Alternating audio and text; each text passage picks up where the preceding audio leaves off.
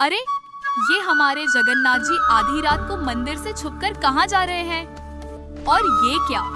इनके हाथों में तो सोने के कंगन नहीं बल्कि मिट्टी से सनी हुई एक कुदाल है। क्या ब्रह्मांड का स्वामी आज किसी खेत में मजदूरी करने निकला है? क्या पुरी के राजा ने आज सुदर्शन चक्र छोड़कर फावड़ा उठा लिया है?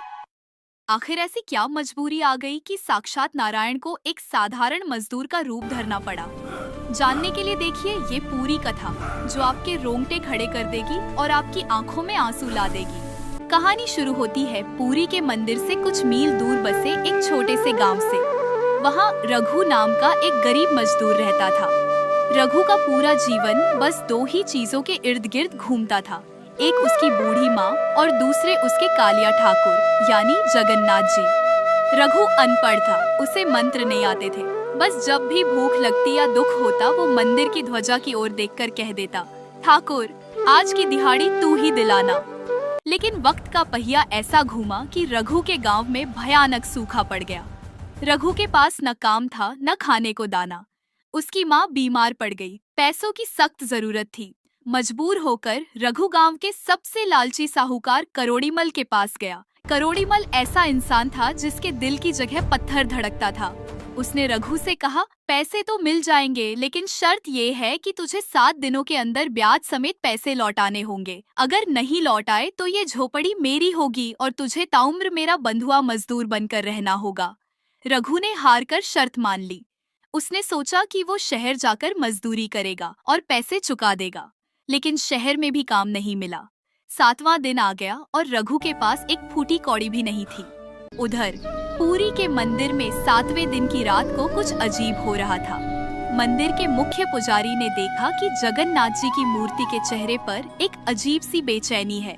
पुजारी जी को लगा कि शायद श्रृंगार में कोई कमी रह गई है, लेकिन उन्हें क्या पता था कि आज ठाकुर जी का मन मंदिर के रत्न सिंहासन पर नहीं बल्कि रघु की उस सूनी झोपड़ी में लगा है।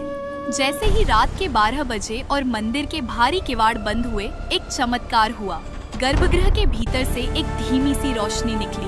हमारे जगन्नाथ जी, जो कल तक रेशमी वस्त्रों में लिपटे थे, उन्होंने एक फटी हुई धोती पहनी, सिर पर एक मैला सा गमछा बांधा और नंगे पैर ही मंदिर के पिछले दरवाजे से बाहर निकल गए। उनके साथ उनके बड़े भाई बलभद्र जी भी थे, जिन्होंने अपने कंधे पर एक बड़ा सा फावड़ा और टोकरी उठा रखी थी। दृश्य कल्पना से परे था। जो भगवान पूरी दुनिया का पेट भरते हैं, आज वो अंधेरी रात में एक मजदूर की तरह नंगे पांव पथरीले रास्तों पर चल रहे थे। बलराम जी ने रास्ते में धीरे से पूछा, लल्ला, तूने पन्ने तो फाड़ दिए थे यमराज की डायरी के, पर इस साहूकार के बही खाते का क्या करेगा? वो तो बड़ा जिद्दी इंसान है। जगन्नाथ जी बस मुस्कुराए और बोले, दादा, आज हाथ की सफाई नहीं, हाथ की मेहनत दिखानी होगी। रघु ने मुझे अपना साझीदार कहा था, तो साझीदार का कर्ज चुकाना मेरा भी फर्ज है। आधी रात को साहूकार करोड़ीमल अपनी हवेली की छत पर बैठा अपनी तिजोरी गिन रहा था। तभी उसने देखा कि उसके सबसे ऊबड़ खाबड़ और पत्थरीले खेत में 2 लोग काम कर रहे हैं। उसने सोचा, इतनी रात को कौन बेवकूफ मेरे खेत की खुदाई कर रहा है। वो नीचे आया और खेत की मेड़ पर खड़े होकर चिल्लाया, ओए, कौन हो तुम लोग? मेरी जमीन पर क्या कर रहे हो? जगन्नाथ जी ने अपना चेहरा गमछे से ढका हुआ था।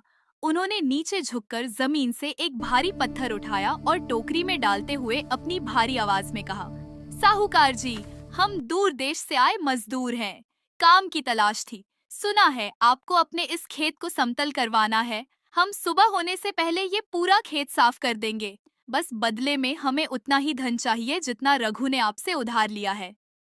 साहूकार हैरान रह गया। वो खेत इतना पथरीला था कि उसे साफ करने में कम से कम 20 मजदूरों को 1 महीना लगता। उसने मन ही मन सोचा, ये तो पागल है, सुबह तक ये काम कभी नहीं होगा और मुझे मुफ्त की मजदूरी मिल जाएगी। उसने हंसकर कहा, ठीक है, अगर सूरज निकलने से पहले ये पूरा खेत आईने जैसा चमकने लगा तो रघु का कर्ज माफ, लेकिन अगर एक भी पत्थर बच गया तो तुम दोनों को भी कोड़े मारूंगा। अब शुरू हुआ वो मंजर, जिसे देखने के लिए देवता भी आकाश में छुपकर खड़े हो गए। रात घनी काली थी, लेकिन उस खेत में एक अजीब सी चमक थी। साहूकार दूर बैठा हुक्का पी रहा था और देख रहा था कि वो 2 मजदूर किस बिजली की रफ्तार से काम कर रहे हैं। बलराम जी ने जैसे ही फावड़ा जमीन पर मारा, मिट्टी के बड़े बड़े ढेले रुई की तरह बिखर गए। जगन्नाथ जी, जिनके कोमल हाथों में भक्त हमेशा मक्खन लगाते हैं, आज वो बड़े बड़े पत्थरों को ऐसे उठा रहे थे जैसे वो रुई के गोले हों। उनके माथे से पसीना टपक रहा था और वो पसीना जहाँ गिरता वहाँ की जमीन उपजाऊ बन जाती।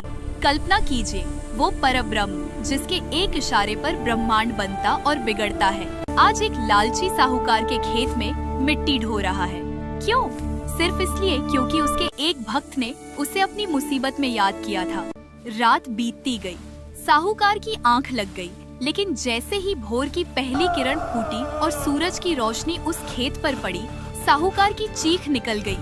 सामने का नजारा देख साहूकार के हाथ से हुक्का गिर गया। वो पथरीला खेत, जहाँ घास का एक तिनका नहीं उगता था, आज वो बिल्कुल समतल था और वहाँ की मिट्टी से ऐसी खुशबू आ रही थी जैसे वो साक्षात चंदन हो। खेत के बीचों बीच रघु के कर्ज की वो सारी राशि और ब्याज के सिक्के एक पोटली में रखे थे। साहूकार दौड़कर खेत में पहुंचा। कहाँ गए वो मजदूर, कहाँ हैं वो? वहाँ कोई नहीं था, बस जमीन पर दो जोड़ी पैरों के निशान थे, एक बड़े और एक थोड़े छोटे, लेकिन उन निशानों में शंख और चक्र के चिन्ह बने हुए थे। साहूकार समझ गया कि ये कोई साधारण मजदूर नहीं थे। उसके रोंगटे खड़े हो गए। उसे याद आया कि कैसे उसने उन मजदूरों को कोड़े मारने की धमकी दी थी। वो पागलों की तरह रघु की झोपड़ी की तरफ भागा। वहाँ रघु अपनी माँ के पास बैठा रो रहा था क्योंकि आज उसकी झोपड़ी छिनने वाली थी। साहूकार उसके पैरों में गिर पड़ा। रघु, मुझे माफ कर दे, तेरे भगवान खुद मेरे खेत में मजदूरी करने आए थे। ये ले अपनी झोपड़ी के कागज, ये ले अपना घर और ये धन भी तू ही रख। इधर पुरी के मंदिर में जब सुबह के पट खुले तो पुजारियों के बीच हाहाकार मच गया। जगन्नाथ जी और बलराम जी के मूर्तियां तो अपनी जगह पर थे, लेकिन उनके वस्त्र मिट्टी से सने हुए थे। उनके हाथों में छाले पड़े थे और जगन्नाथ जी के श्रीमुख पर पसीने की बूंदें अभी भी चमक रही थी। पूरे मंदिर में मिट्टी और पसीने की वो सोंधी खुशबू फैल गई थी जो केवल कड़ी मेहनत के बाद आती है। राजा को खबर दी गई। राजा दौड़ते हुए आए और चरणों में गिर पड़े। ये क्या लीला है? ये क्या लीला है? आपने ये रूप क्यों धरा? तभी मंदिर की ध्वजा तेजी से लहराई और एक आकाशवाणी हुई। राजा, मेरा भक्त भूखा सोए और मैं रत्न सिंहासन पर 56 भोग पाऊं, ये कैसे संभव है? उसने मुझे साझीदार बनाया था और साझीदार कभी अपने साथी को अकेला नहीं छोड़ता। मैंने सिर्फ उसकी मजदूरी की है।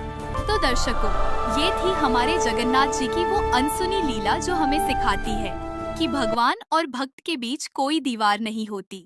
वो राजाओं के राजा होकर भी एक मजदूर बन सकते हैं। बस आपकी पुकार में वो तड़प होनी चाहिए। वो पत्थर की मूर्त नहीं है, वो साक्षात जीवित देवता है जो आज भी पुरी की गलियों में अपने भक्तों के लिए घूमते हैं। अगर आपको ठाकुर जी की ये पसीने और मेहनत वाली कथा पसंद आई हो तो इसे अपने तक न रखें। इस वीडियो को शेयर करें ताकि दुनिया जान सके कि हमारा जगन्नाथ कितना भोला और कितना कृपालु है। कमेंट में जय जगन्नाथ लिखना न भूलें और हमारे चैनल को सब्सक्राइब करें ताकि हम ऐसी ही और दिव्य कथाएं आप तक पहुंचा सके। प्रेम से बोलिए जय जगन्नाथ स्वामी की जय।